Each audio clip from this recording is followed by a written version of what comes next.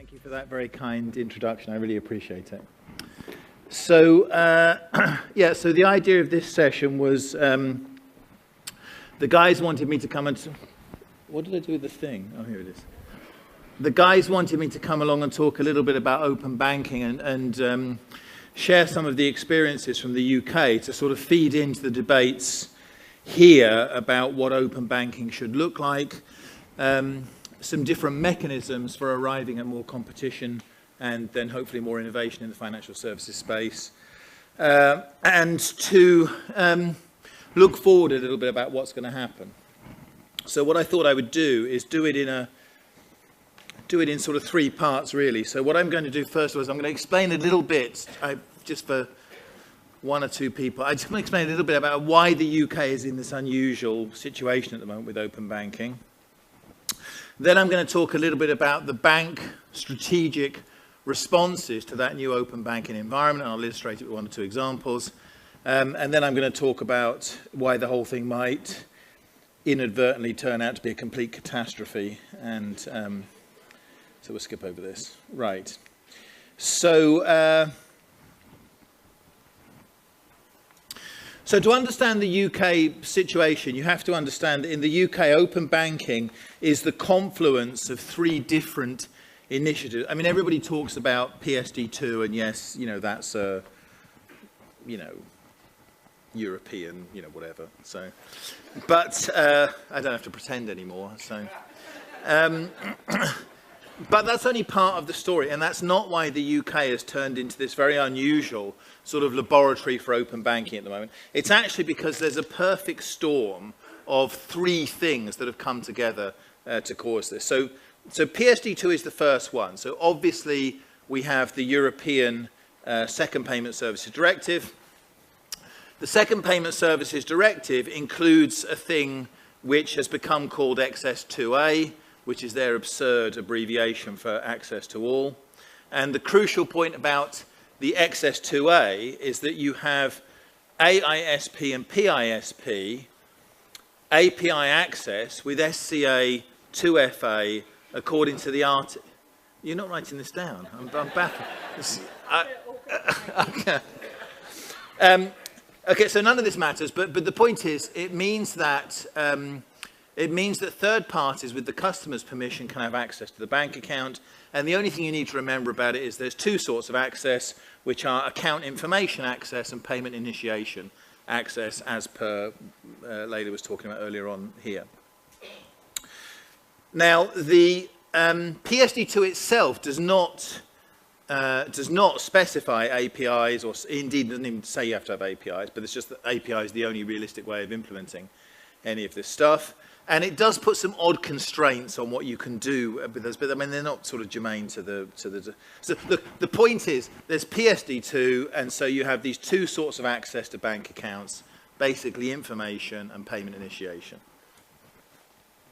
Now, meanwhile, while all this was going on in Europe, the government in the UK was very particularly pissed off with banks for being anti-competitive. And there was this sort of, because this had been going on for years with the Cruikshank report and all this sort of stuff. So for about a decade, they've been umming and ahhing about how to make the banking environment more competitive in the UK. They were particularly concerned about the concentration of banking services, actually particularly in the SME space around that as well. And there were various ideas of what to do about this, but one of the things that came along was, as a result of another open data initiative, this idea about the Open Banking Working Group, and the idea that you would have this kind of standard format of data whereby you could export data from your bank account and give it to other people. So this was going along at the same time. And then meanwhile, along came the third storm, CMA, which is the Competition and Markets Authority. And so the Competition and Markets Authority finally said, right, we've had enough. We are fed up with the banks being, I don't think they actually used the word senile oligarchy, so I might be paraphrasing slightly. But we're fed up, and so we want something done about it. And so therefore, we're going to mandate open API access to bank accounts. Now remember, this was separate from what was going on with PSD2. So in a sane and rational world, you would imagine that the CMA APIs that are being developed in response to the Competition and Market Authority, what we call the remedies, because that was what they were called in the CMA paper. That these APIs will be the same as the PSD2 APIs, but of course there are no APIs in PSD2, and so random groups around Europe, we haven't got time to go into it all, are developing different sets of API, and essentially the whole thing's a bit of a mess, you don't need to worry about it. But in January, the CMA APIs went live, and they were supposed to go live with the 9 biggest banks. In fact, I think only 4 or 5 of them hit it at the time. But you know, generally speaking, in the UK right now, unlike anywhere else, you have non-contractual, mandatory third-party access to the biggest accounts, to the accounts of the biggest banks. So basically, anybody can come to me, and because I happen to be with Barclays, which is one of the 9 biggest, anybody can come to me and say, Dave, can I have a look at your bank account? And then I'll say yes, unspecified reasons I can't really think of at the moment, but I'm sure we'll come back in a while on what those might be. And there's nothing Barclays can do about it. They have to give them access. So that's where we are at the moment. So what's happened is, so we've turned into a little bit of a laboratory where we're experimenting with the APIs ahead of the introduction of the PSD2 APIs. We're experimenting with the open data formats and you know, and of course all this is problematic as well. And at the same time, we're beginning to learn about what it means to have open. Now I have to say, open banking as construed in the UK, which is mandatory API access to third parties, is not the only way of having more competition in the banking space. There were other choices that could have been made. So, for example, you could have said, we will have some form of graduated regulation for the smaller banks, so they don't have to be subject to full, or you could build on the European institutions of the payment institution and the electronic money institution. This is not the only way to get more competition in the sector, but you know, everyone was pissed off with the banks. Everybody hates them for perfectly understandable reasons. You know, the UK taxpayers forked out billions and gazillions of quid for these hopelessly badly run comedy institutions, and we're still losing money on them now. So, you know, you wouldn't expect a particularly sympathetic hearing when they went up to Parliament.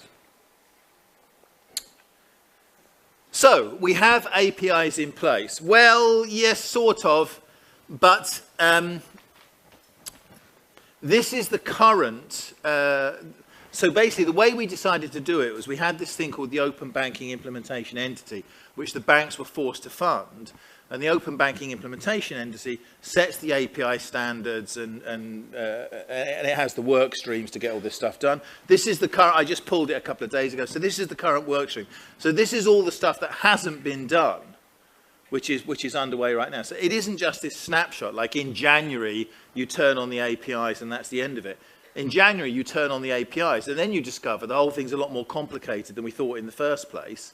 And of course, as people sit down and begin to use those APIs, they discover, well, hold on a second, this API is no good because it doesn't give us this data, or it takes the wrong kind, or blah, blah, blah. But whatever, you know, in the real world, to get this stuff sorted out is time-consuming and complicated. So just to show you, I don't think you can read these things, but just to sort of show you what's... Oh, is that a laser thing?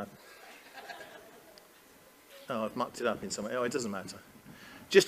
Oh, here we go. Just to show you what's going on. So, for example, even basic things like... actually, I'll pick one. Authentication. Just trying to work out how, you know, what authentication types will be allowed, how those will go with the PSD2 authentication, which has very restrictive rules about who can authenticate what and what the liability is. Basically, banks have all the liability. So just trying to align with those things is really complicated.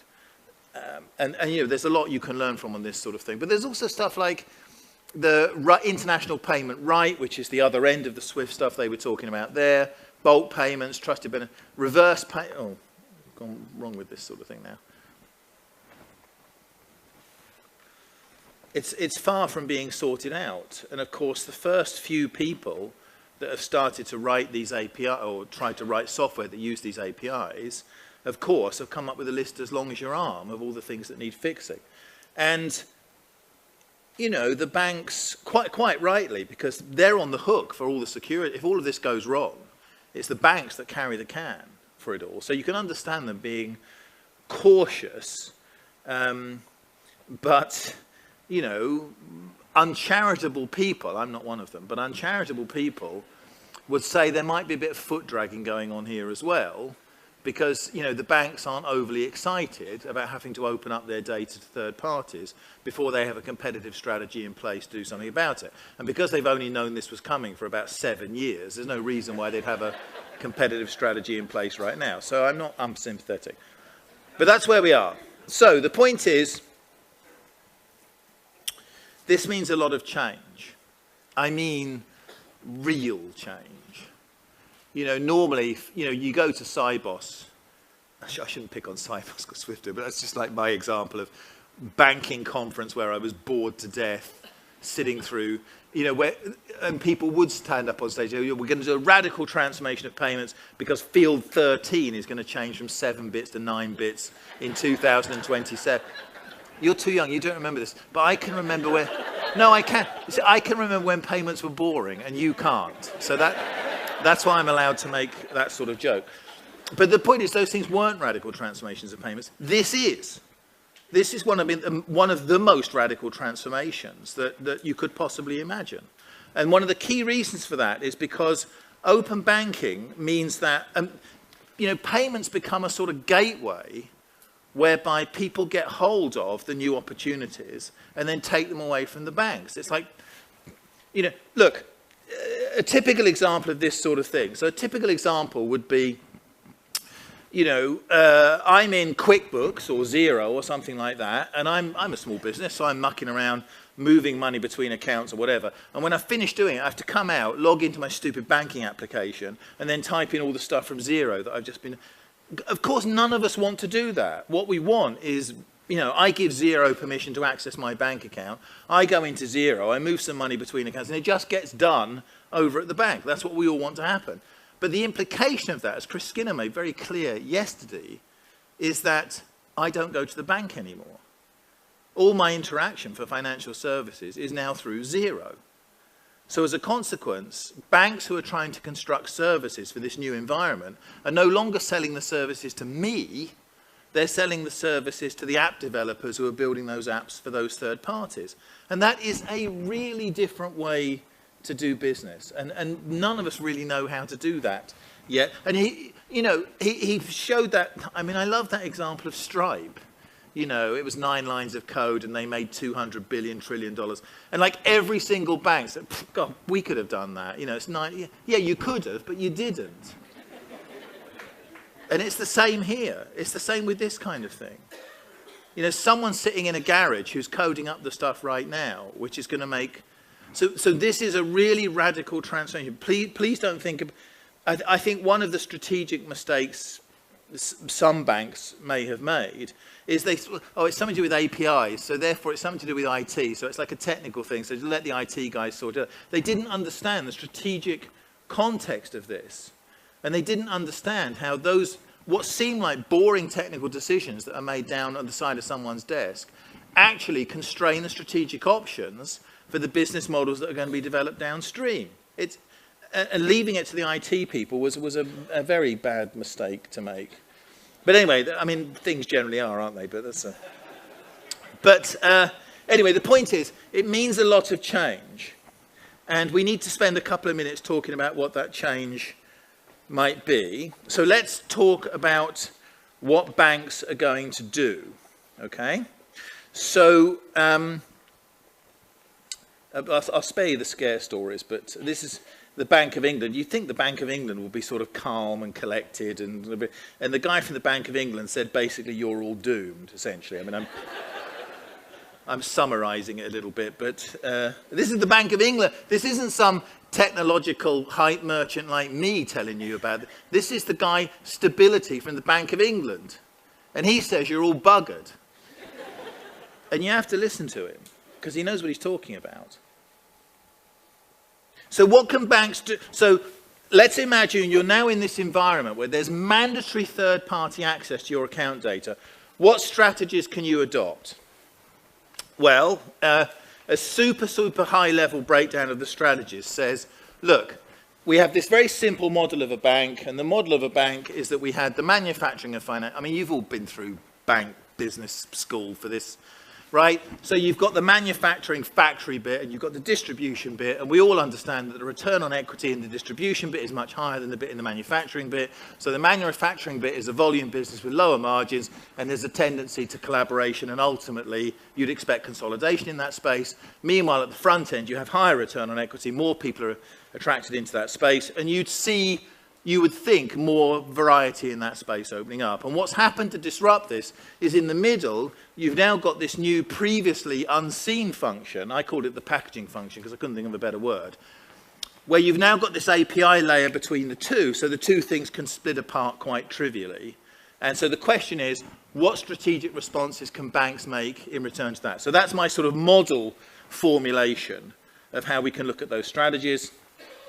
And you'll see that the technological impact of this is sort of in three parts. So at the front end, it's all about apps and user experience and stuff that I don't really know anything about, but I know it's important. In the middle, it's all to do with APIs and tokenization, which I do know about, and I know that's important. And at the bottom, it's all to do with AI and machine, because the only way to get the cost down doing that stuff in volume is AI, machine learning. We all know that stuff. It's clouds and lots of data and whatever. So we don't need to go into it, but you know roughly what's going on in that sort of area. That gives us three categories of bank response at the strategic level. So the banks can basically say, okay, we're going to carry on doing all three of these things. We're going to do manufacturing, packaging, and distribution. This is what people call the Amazonization strategy. Not because the banks are going to be led by gigantic women armed with all sorts of spears and bows and things, but because Amazon was the first company that opted for this strategy of making everything produced and consumed through APIs. So this is the strategy which says we keep the legacy bank integrated as it is, but we move to an API-based infrastructure. This is like the FIDOR model, because the API-based infrastructure gives us a more efficient, it gives us a more flexible model, it gives us a new way to introduce new products and services and blah, blah, blah. It's generally a better way of running things. And you'd expect to see the bigger banks like Barclays go down that route. They'll carry on doing those things, but they'll use the API to create an Amazonization strategy to make themselves more efficient. Then on the other hand, you've got the platform strategy, which says we'll concentrate on the manufacturing, but we'll build a platform above that, an API marketplace. This is what you see people like Starling doing. So you go the Stripe route, you make it as easy as possible for the developers out there. You don't target the end customers anymore, you target the app developers. You get them to get a momentum around what you're doing, and you provide the basic APIs that you have to provide because of CMA, PSD2, but then you provide the extra APIs that give them extra service, that mean they want to come to your bank to do these things rather than other people. You see like Nordea doing this with FX and stuff like that. And then the third possibility is the aggregator play, where you take the front-end distribution and you let other people do the manufacturing wherever possible. So you see all three of these growing up at the moment. Now that aggregator play, remember, remember the ROE is concentrated on the distribution layer, so the aggregator play is going to be attractive to people who are not just banks. So people who aren't banks are going to be looking at that play as well, right? Because they can provide the distribution service better than you can, and they actually don't want the manufacturing, because the manufacturing, from their point of view, is nothing but hassle. It's where all the regulation lies, it's where the low margin lies, so they're happy to leave you doing that, and they'll pick up the aggregation and the front-end distribution. Now, I mean, of course, banks are trying all of these things. So you got, for example, one of my favorite examples, HSBC has launched HSBC Connected, which is the aggregation play. So you can log into your HSBC app and you can see your other bank accounts. Rather amusingly, none of the APIs work, so it's all done through screen scraping. So they're even screen scraping their own website, because it's easier to screen scrape your own website than to get the APIs sorted out with the IT people downstairs. So but it's the times we live in, isn't it? Anyway, so those are the basic plays. So this is the UK open banking platform that they're building those plays on.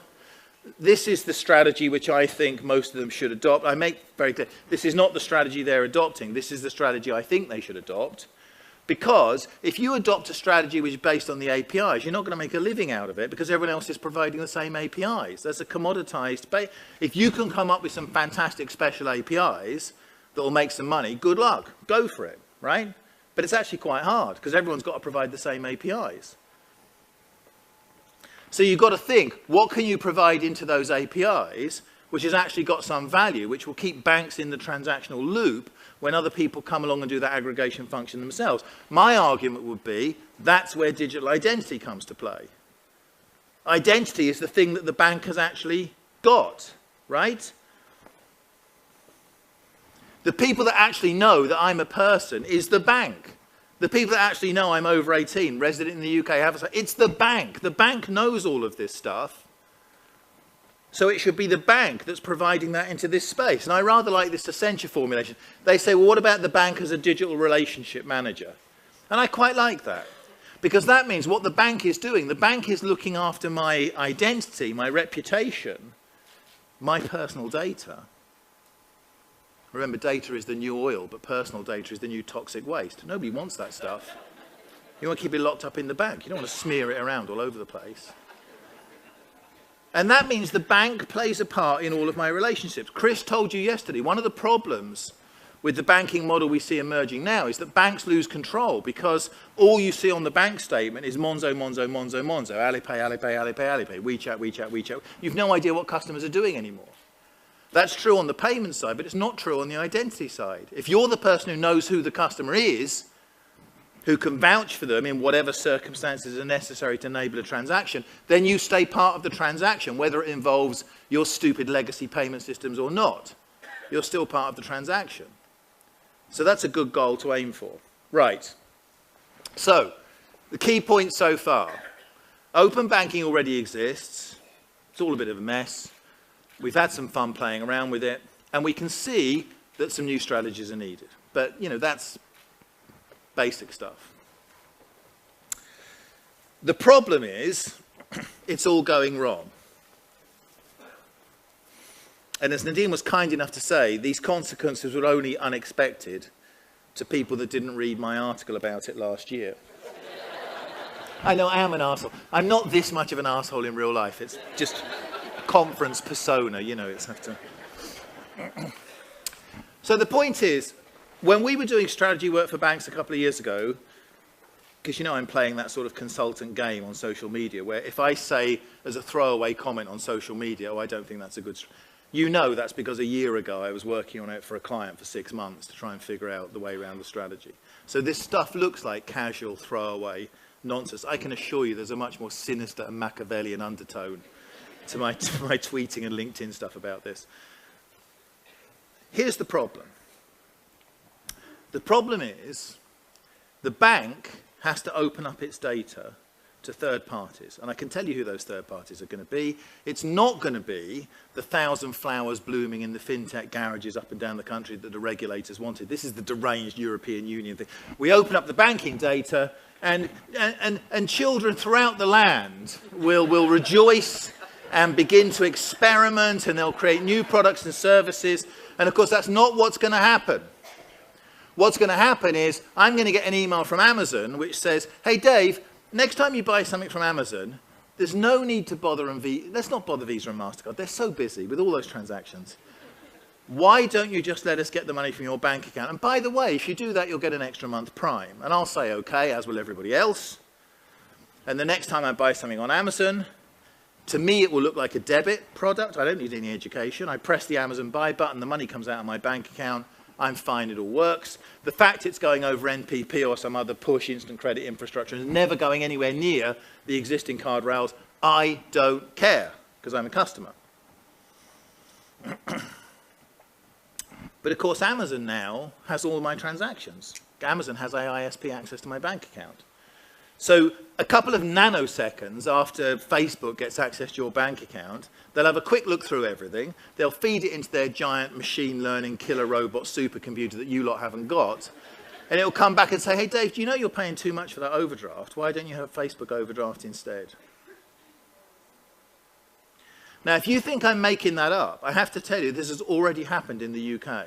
Because last year, Admiral Insurance tried an experiment whereby if customers gave access to their Facebook accounts, they would potentially give you a better insurance deal, right? I don't know quite how it was. The idea was they log into your Facebook. If there's pictures of you grinning over wrecked cars and driving with a bottle of Jack Daniels in your hand, your insurance rate goes up, right? And if you're driving your mother to church on a Sunday, your insurance rate goes down. I don't know quite how they were going to do it. Amazon blocked it. Amazon blocked it. So can you see the problem?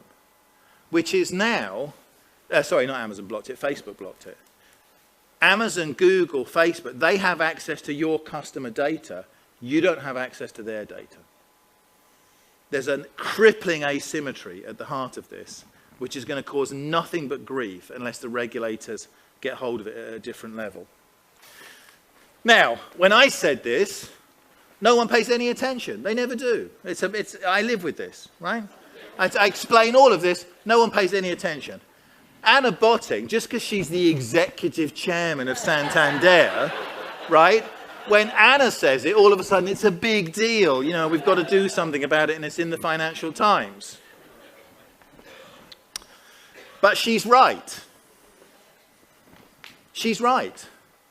Unless the regulators do something more intelligent about open banking than just making the banks open up the data, all they're doing is replacing one senile oligarchy with another uncharitable people, I'm not one of them, would call them, sinister, monopolistic, potentially malevolent, anti-competitive, post-industrial data monopolies.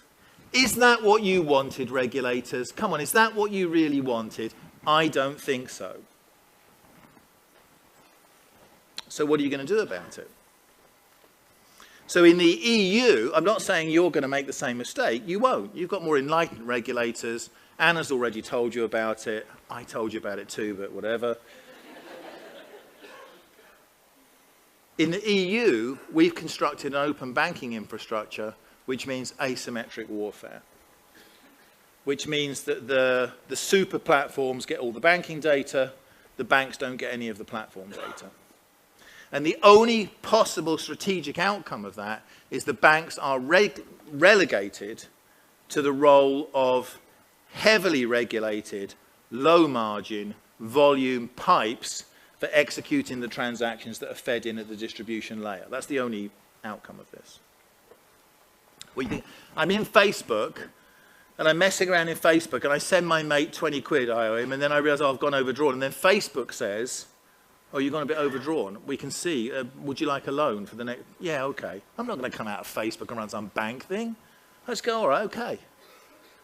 And if I go to page 200 of the agreement that Facebook send me and read the small print, I'll probably discover that loan actually comes from Goldman Sachs. It doesn't come from Facebook. Of course not. They don't want to take credit risk. The money actually comes from Goldman Sachs. I don't care. I'm a customer. I needed 50 quid. Facebook gave it to me. Sorted. What you're going to do with all those bank branches and mainframes, I have no idea, because this stuff's never going to go near you. You're going to get the stuff auctioned to you like the advertisers do. Like when you pull up a Facebook page on your mobile phone, right? If I pull up a page on my phone right now, Facebook goes out to its advertising pool and says, well, we've got, you know, boring old grey-haired bloke, you know, he's in New Zealand, he's bored, pull it up. What adverts do you want to show him? And in 20 milliseconds, that slot gets auctioned, the advert gets loaded, and it comes up on my page. That's where you're going to be. It'll be, well, we've got this bloke, he needs 50 quid. Who's got the best bid for providing him with the money? And by the way, it'll be Goldman Sachs, not you, because you've got branches and all that other stuff, which is going to cost a waste of money.